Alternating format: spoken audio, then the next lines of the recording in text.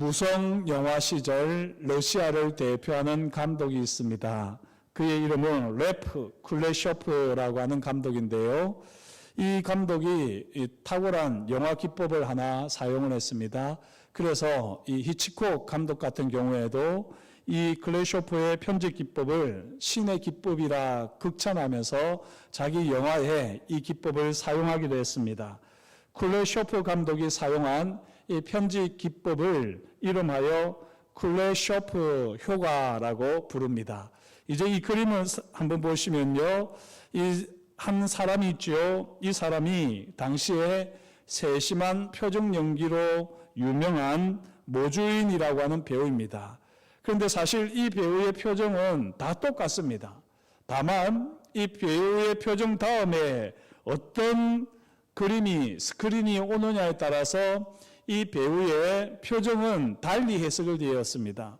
관 속에 소녀가 누워있을 때는 이 배우가 슬픔을 묘하게 표현하고 있는 것으로, 그리고 스프가 놓여있을 때는 배고픔을 묘하게 표현하는 것으로, 그리고 좀 잘 안 보이지만 이렇게 아름다운 여성이 조금 이렇게 관능적으로 소파에 누워있는 스크린이 올 때는 이것이 나름대로는 욕망을 미묘하게 표현하는 것처럼 이렇게 사람들은 인식을 했습니다.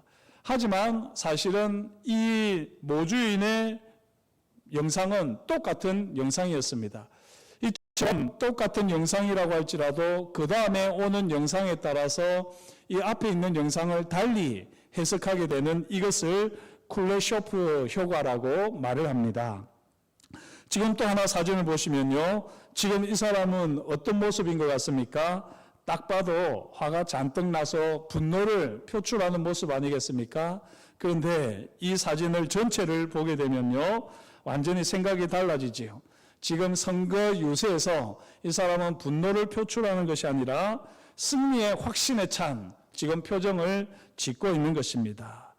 이처럼 오직 한 가지만 단편적으로 보게 될 때 오해나 착각을 불러일으키기가 쉽습니다.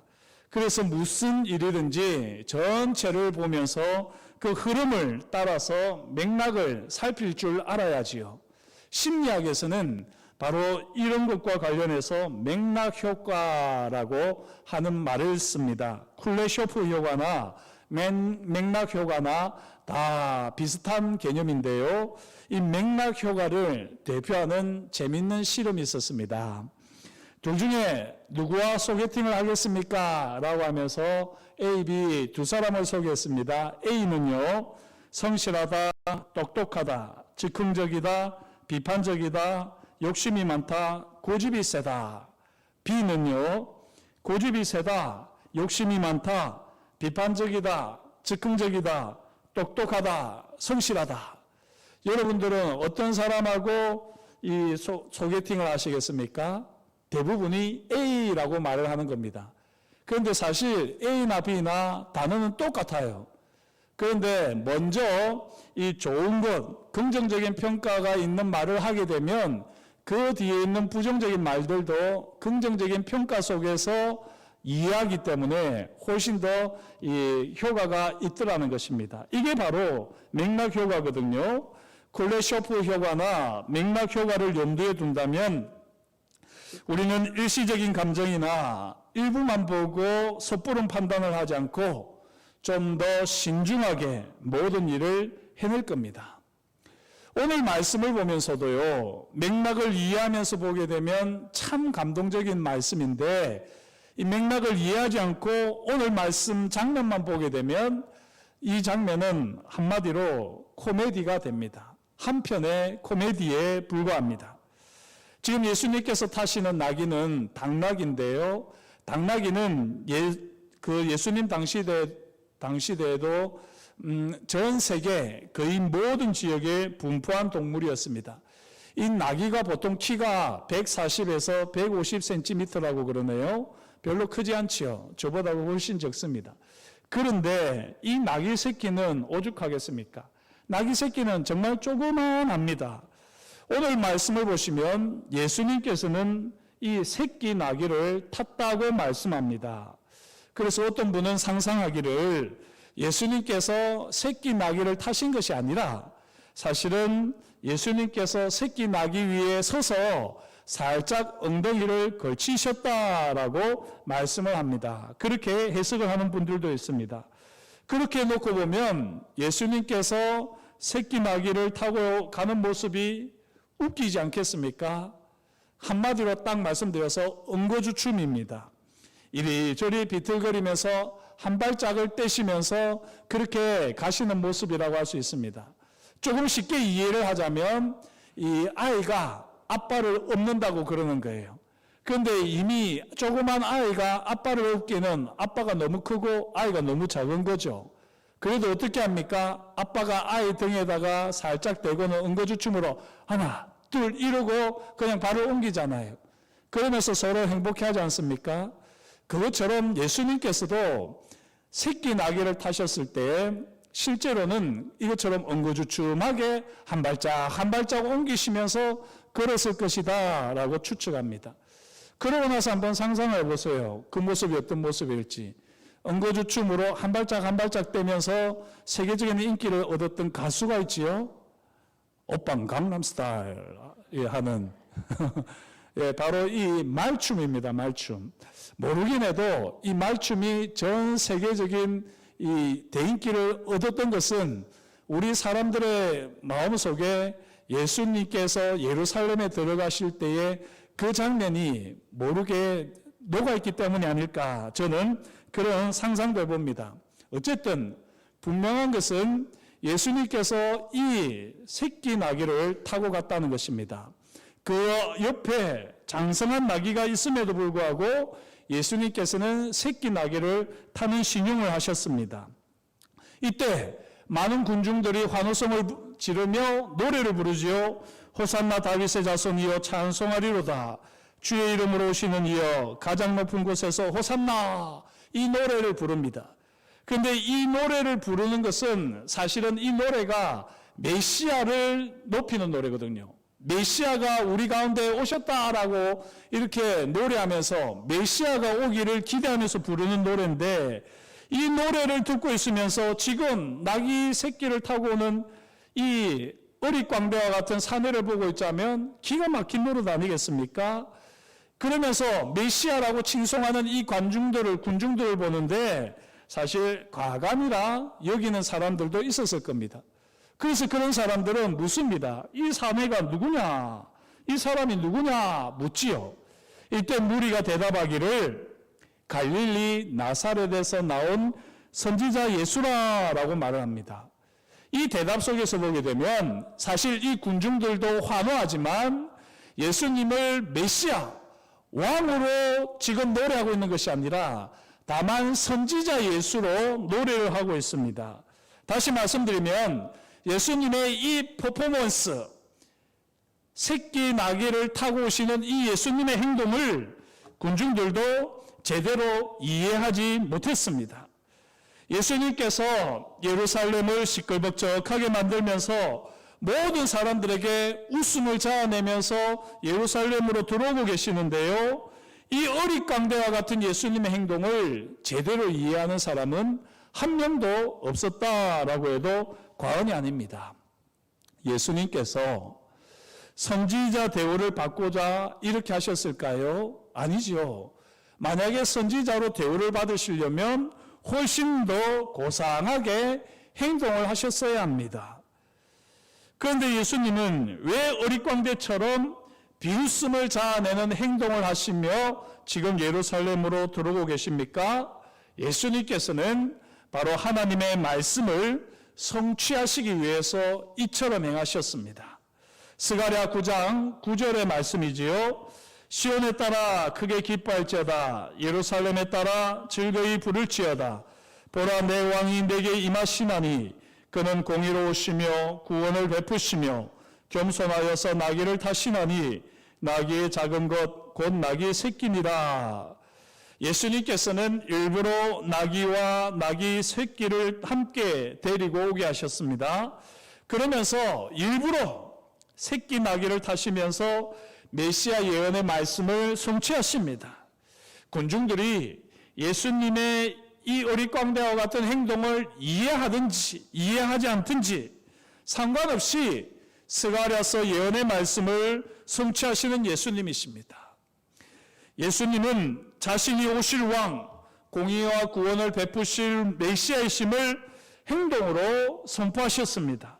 하지만 이 예수님의 어릿광대와 같은 행위를 보고 사람들이 즐거워할 뿐 예수님의 이 진정한 의미를, 행동의 진정한 의미를 파악하지 못합니다. 그리고 그들 중에는 예수님을 천박하게 여기고 비웃고 욕하는 사람들도 있었습니다. 사랑하는 성도 여러분, 우리는 예수님처럼 하나님의 말씀을 성취할 열정, 순종의 마음이 있습니까? 하나님의 뜻이라면, 주님의 말씀이라면 내가 비웃음과 조롱거리가 된다 할지라도 사람들의 시선에 아랑곳하지 않고 연하게 가라고 하시는 그 길, 주어진 길을 갈 수 있습니까?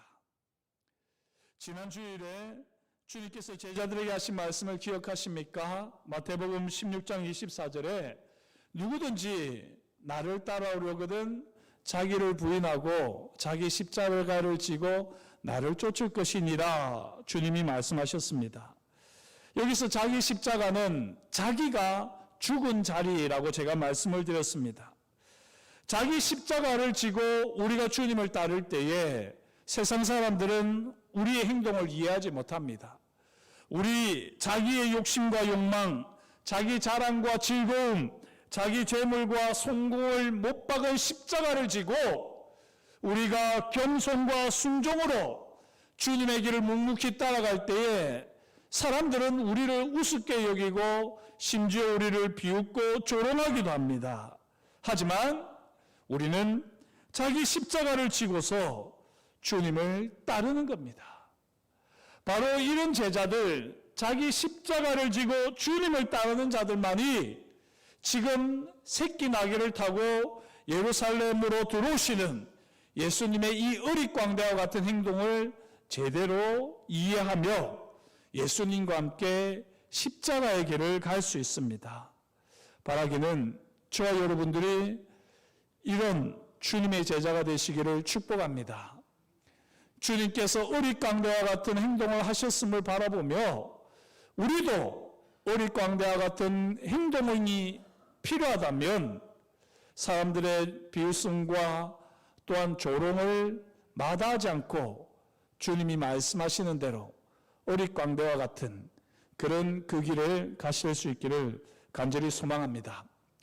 그렇다면 예수님께서는 왜 빤히 사람들이 오해하고 비웃고 조롱할 줄 아시면서 어릿광대와 같은 일, 새끼 나귀를 타고 예루살렘에 오셨습니까? 제가 방금 전에 말씀드린 대로 스가랴 9장 9절의 말씀을 성취하시기 위해서지요. 하지만 여기에는 더 깊은 의미가 있습니다. 예수님께서 어릿광대와 같은 행동을 하시면서 음부주춤 예루살렘으로 들어오실 수밖에 없었던 더 깊은 이유가 있습니다. 사실 새끼 나귀를 타고 오시는 이 예수님의 모습은 앞에서도 제가 얼핏 말씀드렸지만 한편의 춤사위입니다. 이제 4일 후면은 유월절에 사용하는 어린 양을 잡는 날이거든요. 그 유월절 어린 양을 잡는 날에 예수님께서 십자가에서 고이 죽어야 하는 것을 주님께서는 아시고 자신을 온전히 하나님께 드리는 마음으로 예배와 순종의 춤사위를 지금 벌이고 있는 겁니다. 그게 나귀 새끼를 타고 오시는 겁니다. 십자가에서 죽을 각오가 되어 있지 않으면 지금 이렇게 부끄럽고 어색하고 비웃음과 조롱거리가 될 만한 이 춤을 추면서 예루살렘에 들어올 수가 없는 겁니다. 그런데 이 예배와 순종의 춤사위는요, 예수님이 최초로 하신 것이 아닙니다. 이미 1000년 전에 다윗이 하나님 앞에서 보였던 바로 그 춤입니다. 당시에 다윗은 60년 넘게 방치되었던 여호와의 언약궤를 예루살렘으로 옮기려고 하지요. 이렇게 옮기려고 할 때 열정만 앞섰지 하나님의 말씀을 잘 몰랐습니다. 하나님의 말씀대로 여호와의 언약궤를 예루살렘으로 옮기려고 한 것이 아니라 하나님의 말씀과 상관없이 인간적인 경험을 따라서 여호와의 언약궤를 새 수레에 싣고 예루살렘으로 가려고 하지요. 그때 소가 갑자기 뛰는 바람에 우사라고 하는 사람이 여호와의 언약궤를 손으로 잡았습니다. 그때 어떻게 됐습니까? 우사가 그 자리에서 바로 죽습니다. 다윗이 충격을 먹었어요. 여호와의 언약궤를 사랑하는 마음으로 여호와의 언약궤를 사랑하고 하나님을 사랑하는 열정을 가지고 여호와의 언약궤를 옮기려고 했는데 이렇게 사람이 죽다니. 그러고는 그 여호와의 언약궤를 오벳에돔에 두었는데요. 이렇게 오벳에돔에 두는 석 달 동안 오벳에돔의 집이 큰 복을 받았다라고 하는 소문이 나게 됩니다. 그때 다시 다윗이 힘을 내어서 여호와의 언약궤를 옮겨오게 됩니다. 이때는 어떻게 합니까? 하나님의 말씀대로 레위 사람들을 통하여서 여호와의 언약궤를 어깨에 메고는 예루살렘으로 모셔오지요. 그렇게 즉사하는 충격적인 사건이 있은 다음에 조심스레 여호와의 언약궤를 옮기는데 아무 문제 없이 여호와의 언약궤가 예루살렘으로 들어옵니다. 하나님의 임재와 영광이 경험되어지는 이 여호와의 언약궤가 예루살렘으로 들어올 때 너무나도 신이 난 다윗이 어떻게 합니까?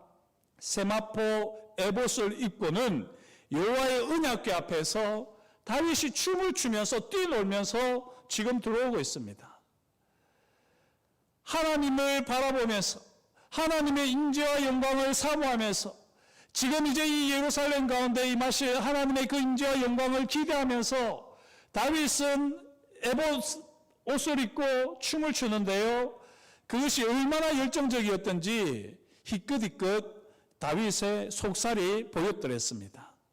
이것을 저 먼 발치에서 보고 있던 다윗의 아내 미갈이 아닙니까? 그리고는 미갈이 그것을 되게 흉측하게 여깁니다.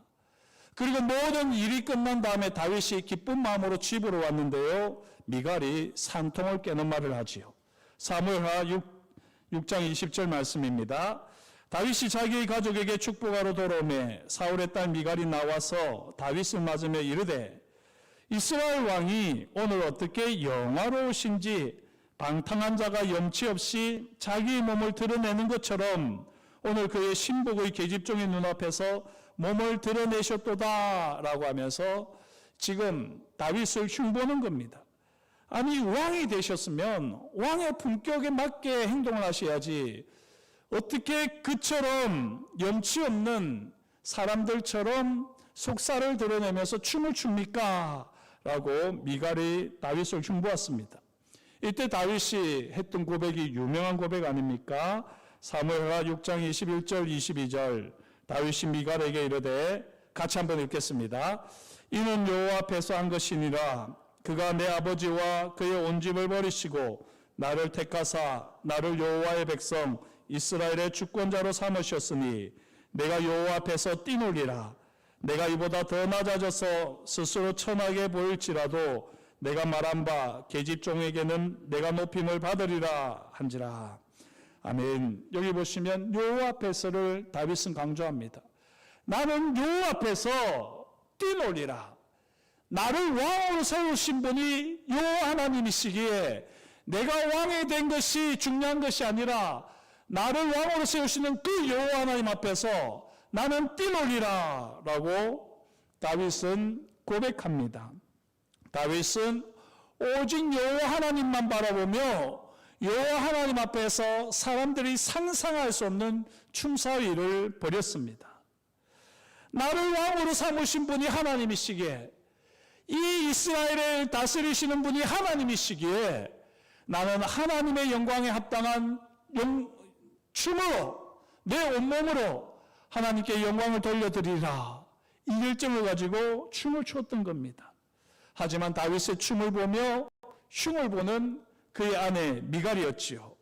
이 미갈이 이렇게 다윗의 춤을 보고 흉을 본 이유가 무엇입니까? 미갈은 결정적으로 다윗의 춤 뒤에 그 맥락 속에 함께 하시는 하나님의 영광을 보지 못한 것 아니겠습니까? 여호와 하나님 앞에 있는 다윗을 보지 못하고 다윗의 춤만 보고 있었던 겁니다. 여호와 하나님을 바라보지 못하고 오직 다윗의 춤만 봤기 때문에 미갈은 다윗을 흉측하게 여기고 부끄럽게 여겼습니다.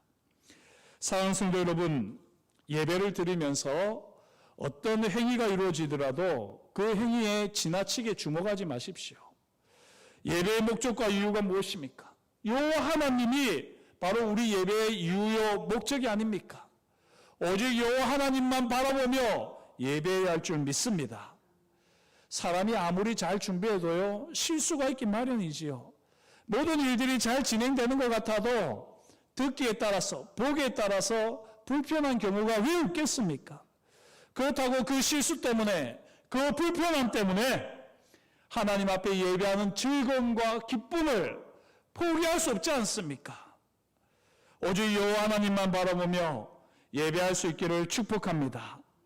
누군가가 열정적으로 예배하면 참 열정적으로 예배하는구나 라고 감탄만 하지 말고 저분과 같이 나도 열정적으로 하나님을 예배하리라 라고 하면서 나의 예배가 되어야 하지 않겠습니까? 사랑하는 성도 여러분, 왜 대표 기도를 할까요? 예배 때 다 같이 통성으로 기도하면 될 텐데 왜 대표 기도를 할까요? 여러 가지 이유가 있지만요, 이 대표 기도를 하는 것은 우리 성도들의 마음을 하나로 모아서 함께 주님께 드리는 겁니다. 대표 기도는 주님께 드리는 기도의 쟁반이라고 할 수 있습니다. 그리고 그 기도의 쟁반에 우리의 마음을 모은 기도가, 각자의 기도가 다 올려져서 하나님께 드려지는 겁니다. 다시 말씀드리면 대표 기도를 드릴 때 그것을 가만히 듣고 있으면 안 되는 거예요. 그 기도가 내 기도다 여기시고 그 기도에다가 아멘 아멘 하면서 여러분들의 마음을 담으셔야지 됩니다. 그리고 혹시 대표 기도가 내 성에 차지 않으면 거기다가 추가해서 여러분들은 기도하십시오. 이 나라 이 민족을 주님께서 사랑해 주십시오 라고 할 때 여러분들은 우크라이나도 사랑해 주십시오. 땅끝에서 선교하고 있는 선교사님도 사랑해 주십시오. 그렇게 마음으로 기도를 얹을 수 있는 겁니다. 왜 기도를 저렇게밖에 못해? 흉볼 일이 아닌 겁니다. 그거는 그분이 준비한 기도의 쟁반이고 그 기도의 쟁반에 여러분들의 기도를 올리셔야지 됩니다. 앞에서 우리 찬양팀이 얼마나 열정적으로 찬양합니까? 얼마나 은혜롭게 찬양을 합니까? 그러나 때로는 박자가 맞지 않는 것 같기도 하고 음정도 틀리는 것 같잖아요. 왜 저렇게 해? 그렇게 구경할 일이 아니지요. 우리 찬양팀의 그 찬양의 쟁반 위에 여러분들의 소리를 올려야지 되는 겁니다. 여러분들의 박수를, 여러분들의 열정을, 마음을 올려야지 되는 겁니다. 그게 하나님이 기뻐하시는 예배 아니겠습니까? 오직 하나님 한 분만을 바라보면서 하나님 앞에 전심으로 예배하는 저와 여러분이 될 수 있기를 주의 이름으로 축복합니다. 오늘 예수님께서 이렇게 예루살렘에 입성하실 때에 다윗처럼 춤추는 사람이 없었습니다. 1000년 전에 여호와의 언약궤가 오는 것을 보고 다윗은 전심으로 하나님을 바라보고 예배했었습니다. 춤추며 뛰놀며 예배했었습니다. 그런데 바로 그 여호와의 언약궤의 주체가 되시는 그 여호와의 언약궤를 품으시는 예수 그리스도께서 왕으로 예루살렘에 들어오시건만 지금은 다윗처럼 춤추는 사람이 아무도 없습니다. 물론 사람들이 소리 높여 찬송을 했지요. 하지만 그들은 왕이신 예수 그리스도를 본 것이 아니라, 메시아이신 예수 그리스도를 본 것이 아니라 선지자 예수를 볼 뿐이었습니다. 다만 자기 흥에 겨워 노래할 뿐이었습니다. 다윗처럼 오직 하나님 앞에서 춤추며 예배하는 사람이 없었기에 예수님께서 직접 다윗처럼 어릿광대가 되어서 춤사위를 벌였습니다. 하나님께서는 용과 진리로 예배하는 그 한 사람을 찾으시는데 그 한 사람이 없어서 예수님께서 친히 그 한 사람이 되시기 위해서 요 앞에서 춤사위를 벌이셨습니다. 그것은 바로 예배와 순종의 춤사위지요.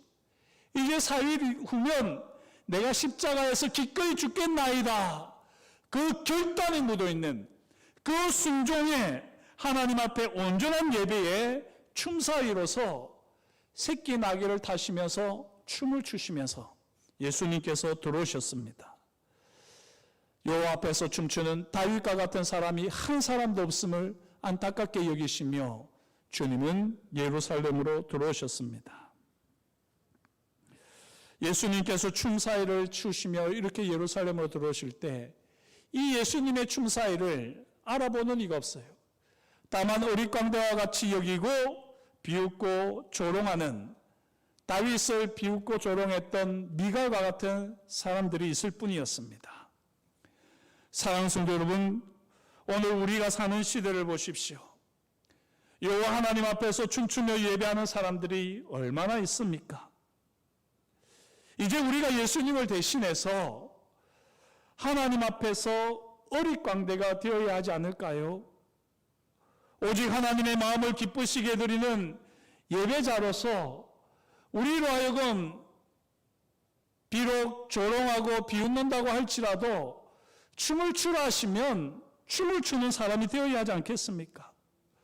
우리가 사람들의 시선을 의식하느라 여호와 앞에서 예배와 순종의 춤을 제대로 추지 못해서 결국에는 예수님께서 다시 어릿광대가 되어 많은 사람들 앞에 비웃음과 조소를 당하시면서 춤을 추셔야 할까요? 이런 일이 발생하지 않도록 주님께서 우리에게 시키는 일들을 우리가 감당해야 할 줄 믿습니다. 폴란드의 작가 생케비치가 쓴 쿠오바디스라고 하는 소설을 잘 아실 겁니다.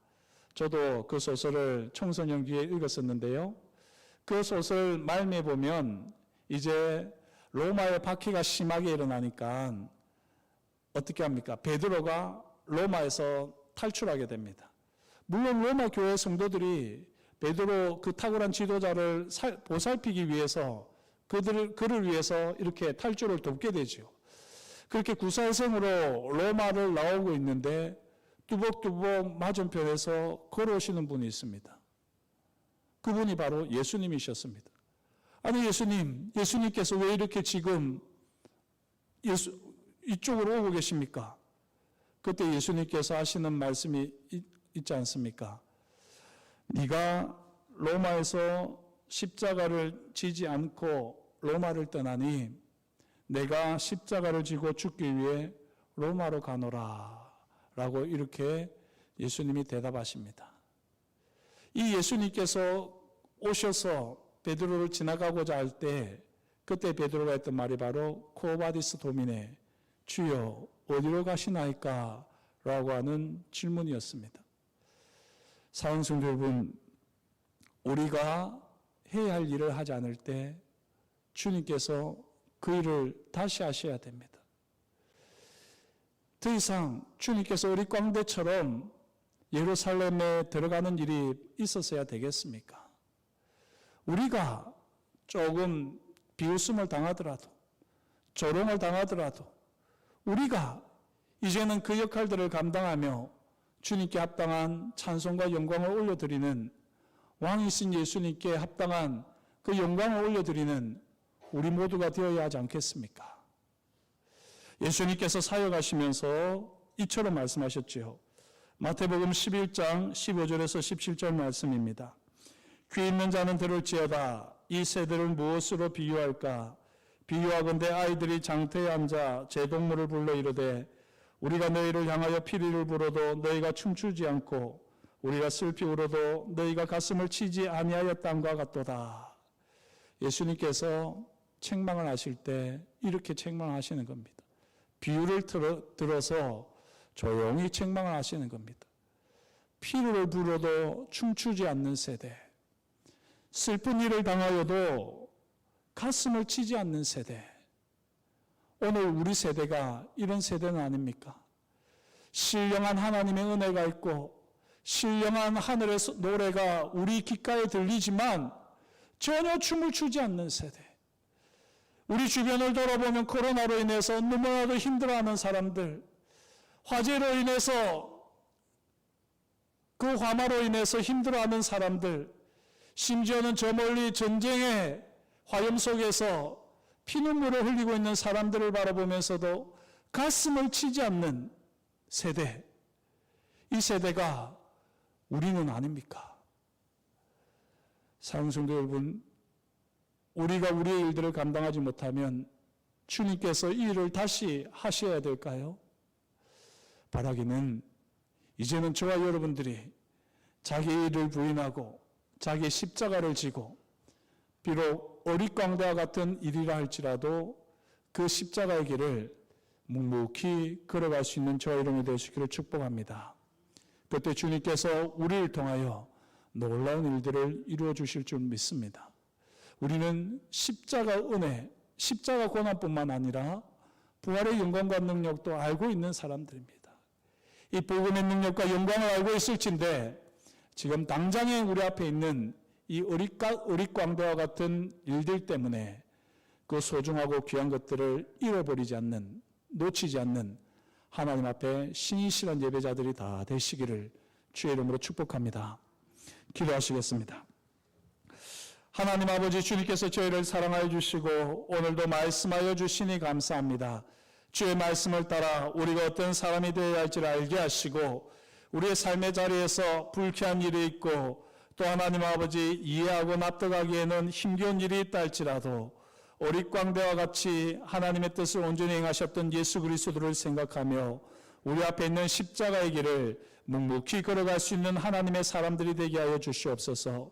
이 고난의 길을 지난 다음에는 주님의 영광이 나타날 줄을 믿사옵나니 그날을 바라보며 현재의 고난을 장차 나타날 영광과 바꾸지 않는 하나님의 사람들 다 되게 하여 주옵소서. 그렇게 우리 가운데 일하실 것을 인하여 감사를 드려오며 예수님의 이름으로 기도드립니다. 아멘.